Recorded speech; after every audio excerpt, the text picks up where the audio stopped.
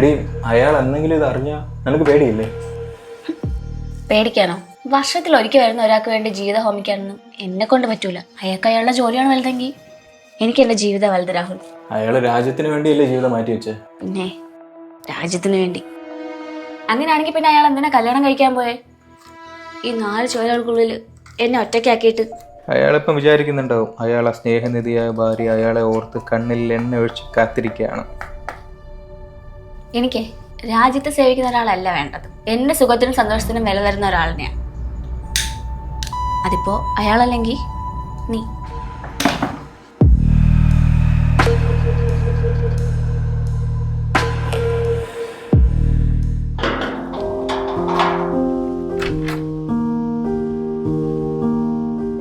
ദൈവമേ, കാർത്തിയുടെ അമ്മ. അമ്മേന്റെ ഈ നേരത്ത് ക്ഷേത്ര ദർശനമൊക്കെ കഴിഞ്ഞോ? കഴിഞ്ഞു മോളെ.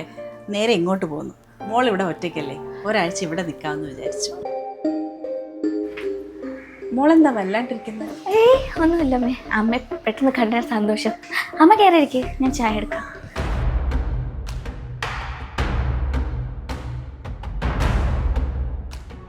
രാഹുൽ, രാഹുൽ,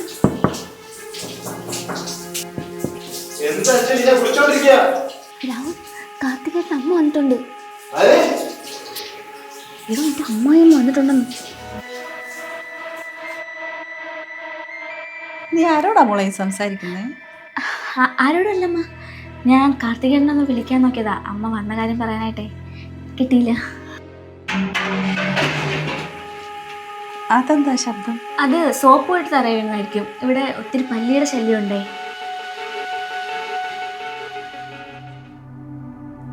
ഇതെന്താ ഇവിടെ ആകെ ഒരു സിഗരറ്റ് മണം? അതൊക്കെ അമ്മയ്ക്ക് വരെ തോന്നുന്നതാ. വാ, ഞാൻ അമ്മയ്ക്ക് ചായ ഇട്ടുതരാം.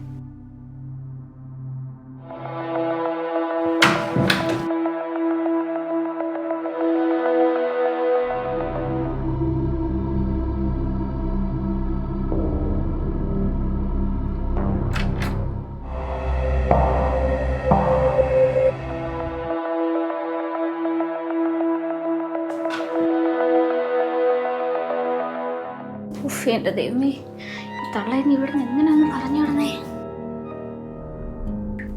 എന്താ മോളെ ആകെ ഒരു വെപ്രാളം? എന്തെങ്കിലും പ്രശ്നമുണ്ടോ?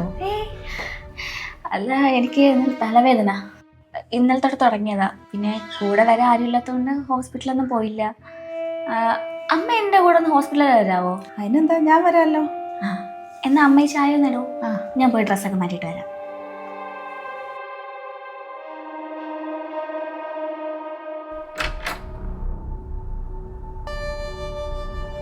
രാഹുൽ, രാഹുൽ, എന്താ എടാ ആകെ പ്രശ്നം എന്നാ തോന്നുന്നത്. അവർ ഒരാഴ്ച നിൽക്കാണ്ടും പറഞ്ഞാ വന്നേക്കുന്നേ. എനിക്കറിയത്തില്ല. ഞാനേ ഹോസ്പിറ്റലിൽ പോകണമെന്ന് പറഞ്ഞിട്ട് അവരിവിടെ നിന്ന് മാറ്റാം. ഞങ്ങൾ പോയി കഴിഞ്ഞതിന് ശേഷം നീ മറ്റേ ചാവി എടുത്തിട്ട് പുറത്തിറങ്ങിക്കോ. അവരെങ്ങനെയെങ്കിലും ഞാൻ ഇവിടുന്ന് പറഞ്ഞു വിട്ടതിന് ശേഷം മാത്രം നീ വന്നാൽ മതി. കുഴപ്പമാവും. എൻ്റെ ഭർത്താവ് പറഞ്ഞ എൻ്റെ നെഞ്ചത്ത് ബുള്ളറ്റ് കയറും. ഇത്രയ്ക്ക് പേടിയാണെങ്കിൽ ഇതിനൊക്കെ നിൽക്കണോ? ഞാനാണ് കുട്ടിക്കാരൻ, നീ അല്ലേ? അഞ്ജലി. അമ്മ. മോളെ കഴിഞ്ഞില്ലേ? ഇതാ വരുന്നു. നീ ഒരു കാര്യം ചെയ്യ്, ഞാൻ പറഞ്ഞ പോലെയൊക്കെ ചെയ്തോ. ഞാൻ പോയിട്ട്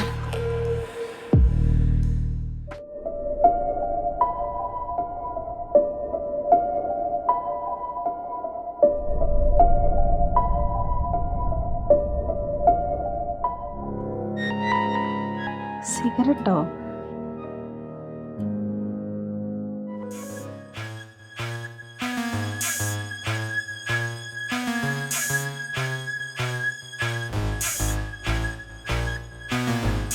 ഇതാരുടെ വണ്ടി? കാർത്തിക്കിന്റെ വണ്ടിയല്ലല്ലോ.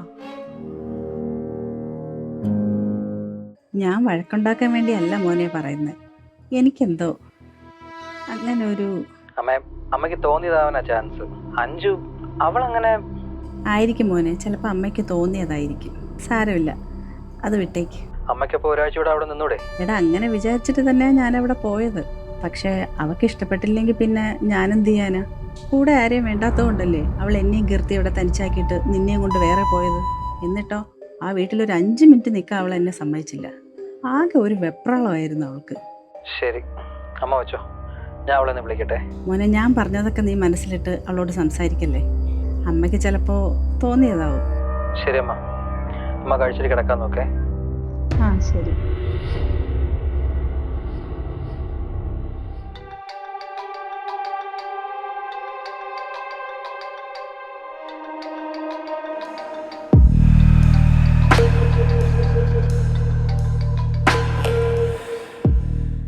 എടാ അങ്ങനെ പറഞ്ഞപ്പോ ഇനി എങ്ങനെ ശരിയാവുന്നേ? എനിക്ക് വേറെ ആരാ ഉള്ളത്? അത് ശരി എടി, അപ്പം എനിക്ക് എൻ്റെ ജീവിതം നോക്കണ്ടേ? ഒരു വർഷമായിട്ട് വീട്ടിൽ നിന്ന് മുട്ടം പ്രഷറാണ്, കല്യാണം കഴിയുന്നു. നീ ഒരാൾ പറഞ്ഞോണ്ട് ഞാൻ ഇത്രയും നാൾ ഞാൻ അത് വലിച്ചു നീട്ടിയ. പക്ഷെ ഇനി അത് നടക്കുമെന്ന് തോന്നുന്നില്ല. എടി, അച്ഛനമ്മയ്ക്ക് പ്രായമായിട്ട് വരിക, എനിക്ക് അവരെ കാര്യം കൂടെ നോക്കിയേ പറ്റൂ. എടാ അതൊന്നും വേണ്ട, ഞാൻ പറയുന്നില്ല. എനിക്കെല്ലാം മനസ്സിലാവുന്നുണ്ട്. പക്ഷേ എനിക്ക് നീ ഇല്ലാതെ പറ്റൂല. അഞ്ജലി, നീ ഇരിക്കും.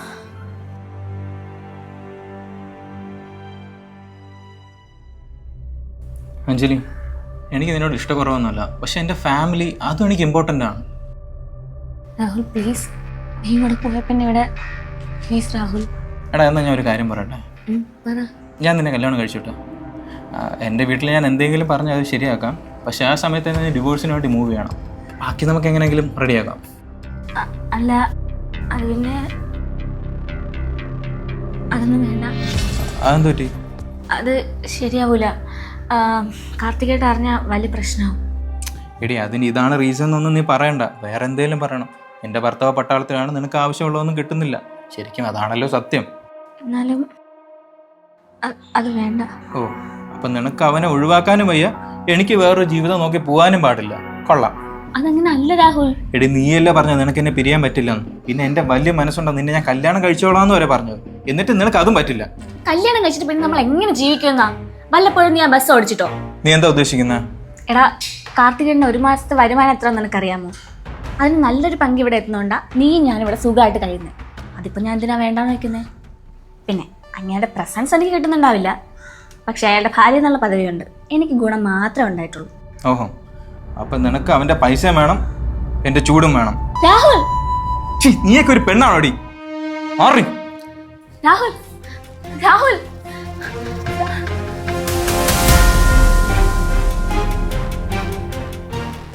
എടാ, എന്തൊക്കെ പ്രശ്നമുണ്ടെന്ന് ഡോക്ടർ പറഞ്ഞു. അവളെ ഭർത്താവാൻ അറിഞ്ഞാളി എൻ്റെ തല അടി. എന്നിട്ട് നീ എവിടെയാ? എടാ, ഞാൻ ഹോസ്പിറ്റലിൻ്റെ പുറത്താ. ഇതിപ്പോൾ 3ാമത്തെ തവണ എടാ പ്രഗ്നൻ്റ് ആയിട്ട് അബോട്ട് ചെയ്യുന്നത്. തവണ എന്തോ പ്രശ്നമുണ്ടെന്നാണ് ഡോക്ടർ പറയുന്നത്. അവൾക്ക് ബ്ലീഡിങ്ങും ഇൻഫെക്ഷനൊക്കെ കൂടി മിക്കവാറും യൂട്രസ് റിമൂവ് ചെയ്യേണ്ടി വരുമോ. എനിക്കാണെങ്കിൽ ഒന്നും മനസ്സിലാവുന്നുമില്ല. എടാ, ആരെങ്കിലും കൂടെ ഉണ്ടോ? എടാ, ഞാൻ മാത്രമേ ഉള്ളൂ, അല്ലെങ്കിൽ ഇത് ആരടുത്തെങ്കിലും പറയാൻ പറ്റുന്ന കേസാണ്. ഞാൻ തന്നെ അവളെ ഹസ്ബൻഡ് ആണെന്ന് പറഞ്ഞിട്ട് കാര്യങ്ങൾ ഇതുവരെയെങ്കിലും കൊണ്ടെത്തിച്ചത്. മിനിമം 1 ആഴ്ച എടുക്കും അവൾക്കൊന്ന് ഡിസ്ചാർജ് കിട്ടാൻ. അതുവരെ എങ്ങനെയെങ്കിലും പാത്തും പതുങ്ങിയൊക്കെ ഇവിടെ നിൽക്കാം. അളേ, ഇത് പുറത്താരെങ്കിലും അറിഞ്ഞ എൻ്റെ ലൈഫ്. ചേരടാ, ഞാൻ അകത്തേക്ക് പോവാൻ, ഞാൻ വിളിക്കാം.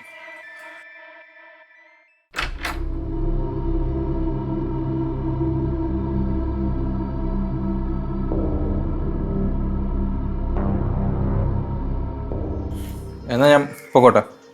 എങ്ങോട്ട് പോവാ? അമ്മ വിളിച്ചിരുന്നു, അപ്പം വീട്ടിലേക്ക് പോകണം. എപ്പോ വരും? അതറിയില്ല, നിനക്ക് സഹായത്തിന് ആരെങ്കിലും ഞാൻ പറഞ്ഞുവിടാം. അല്ല, നീ പറഞ്ഞ കാര്യം. ഏത്? അല്ല, കല്യാണ കാര്യം. അത് വേണമല്ലോ. സത്യം പറഞ്ഞാൽ അതിനെ അമ്മ വിളിച്ചിരുന്നത്. അപ്പം എവിടെയോ പെണ്ണ് കാണാൻ പോകണമെന്ന് പറഞ്ഞു. അതല്ല, നമ്മുടെ കല്യാണ കാര്യം. നമ്മുടെയോ? അതങ്ങനെ ശരിയാവും? അപ്പം നിനക്ക് നിന്റെ പട്ടാളം ഭർത്താവിൻ്റെ ശമ്പളമൊന്നും വേണ്ടേ? മോളെന്തായാലും പട്ടാളത്തെ കെട്ടിപ്പിടിച്ചോണ്ട് ഇവിടെ ഇരിക്കും. എനിക്ക് എൻ്റെ ജീവിതമാണ് വലുത്. ഈ ബന്ധം ഞാൻ ഇവിടെ നിർത്തുക. ഇനി നമ്മൾ തമ്മിൽ ഒരു കൂടിക്കാഴ്ചയില്ല. രാഹുൽ, നിനക്ക് വേണ്ടിയല്ലേ ഞാൻ. എനിക്ക് വേണ്ടിയോ? എനിക്ക് വേണ്ടിയോ? നിനക്ക് എല്ലാം നിനക്ക് വേണ്ടി മാത്രം. നീ ആദ്യത്തെ തവണ പ്രഗ്നന്റ് ആയപ്പോഴും ഞാൻ പറഞ്ഞു നമുക്ക് കല്യാണം കഴിക്കാം. അപ്പൊ നീ എന്താ പറഞ്ഞത്? നീ ഓരോന്ന് പറഞ്ഞ് അങ്ങ് അലസിപ്പിച്ച് കളഞ്ഞു. 2ഉം കഴിഞ്ഞ് 3ഉം കഴിഞ്ഞപ്പോഴാണ് എനിക്ക് നിന്റെ ഉള്ളിലിരിപ്പ് മനസ്സിലായത്. അവിടെ അതിർത്തി കാക്കുന്ന ഒരുത്തമുണ്ടല്ലോ കഷ്ടപ്പെട്ട്, അവന്റെ പൈസക്കല്ലേ നീ ഇവിടെ കടിച്ചു തൂങ്ങിയിരിക്കുന്നത്. അതിനുള്ള ശിക്ഷയാണ് നിനക്ക് കിട്ടിയോ. നിനക്കിനി ഒരിക്കലും അമ്മയാവാൻ പറ്റൂല. ഇനിയും നിന്നെ ഞാൻ താങ്ങി പിടിച്ചോണ്ട് നടക്കാനാ. കഴിഞ്ഞു മോളെ. മര്യാദക്ക് അയാളുടെ കൂടെ നന്നായിട്ട് ഇനിയെങ്കിലും ജീവിക്കാൻ നോക്ക്. എടി, വർഷങ്ങൾ കൂടുമ്പോൾ നാട്ടിൽ വരുന്ന പ്രവാസിമാർക്കും ഭാര്യമാരുണ്ട്. അവരാരും സുഖം തീർക്കാൻ വേണ്ടി മറ്റു ചൂട് അന്വേഷിച്ച് പോകാറില്ല. നീ ചെയ്ത തെറ്റിന്റെ ഫലമോ ദൈവം നിനക്ക് തന്നാവും. ഇതിവിടെ തീരുക. ബൈ. രാഹുൽ പ്ലീസ്, രാഹുൽ ഞാൻ പറയുന്നൊന്ന് കേക്ക്. രാഹുൽ പ്ലീസ്, നീ പോവല്ലേ. മാറി.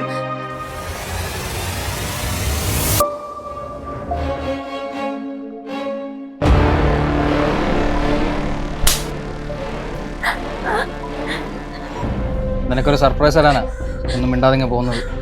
പക്ഷേ ഇതിലും വലിയ സർപ്രൈസ് ഇനി എനിക്ക് കിട്ടാനില്ല. ഏട്ടൻ എന്നോട് ക്ഷമിക്കണം. ഞാൻ മാടി ബോർഡറിൽ കിടന്ന് പെടാപ്പാട് പെടുമ്പോഴും ഈ വീട് നിന്നെ ഓർത്തിട്ടാ ഞാൻ സമാധാനിച്ചത്. എന്നെയാ നീ ചതിച്ചത്. നിന്നെ ഇവിടെ ആയിട്ട് പൊട്ടിക്കാത്തത് എൻ്റെ കഴിവുകേടാണെന്ന് നീ വിചാരിക്കരുത്. അത് വേണ്ട. മറ്റൊരാളുടെ ജീവിതം തകർത്തതിന് കാലം നിനക്കൊരു ശിക്ഷയായിരുന്നു. നീ അനുഭവിക്കും. ഇറങ്ങാ വെളിയിൽ.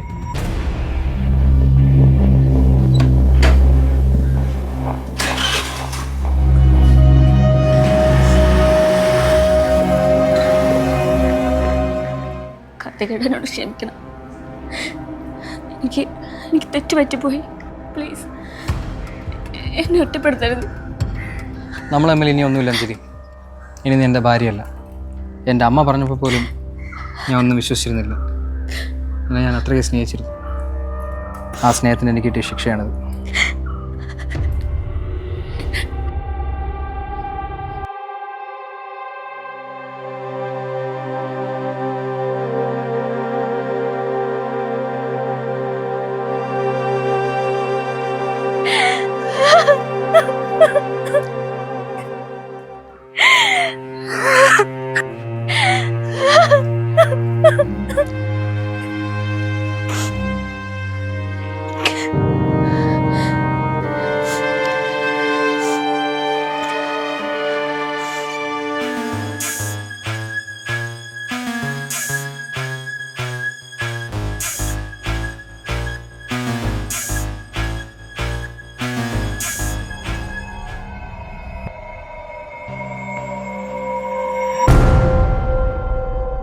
നിമിഷ നേരത്തെ സുഖങ്ങൾക്കായി ജീവിതകാലം മുഴുവൻ കൂടെയുണ്ടാകേണ്ട തൻ്റെ പങ്കാളിയെ ചതിക്കുമ്പോൾ നഷ്ടപ്പെടുന്നത് സ്വന്തം വ്യക്തിത്വവും അന്തസ്സുമാണ്.